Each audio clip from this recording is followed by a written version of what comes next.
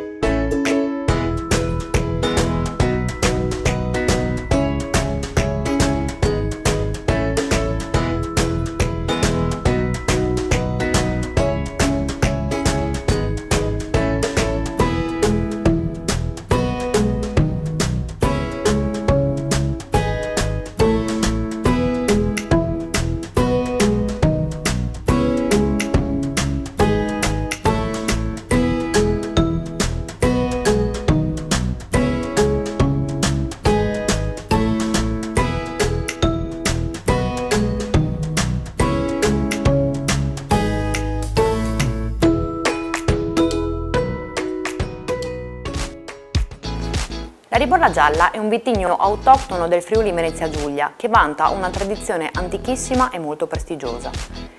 Alla vista godremo di un colore giallo paglierino con dei riflessi verdognoli, mentre al naso prevale un sentore di camomilla e fiori d'acacia, con un sentore di frutta fresca che ricorda la melacotogna e l'albicocca.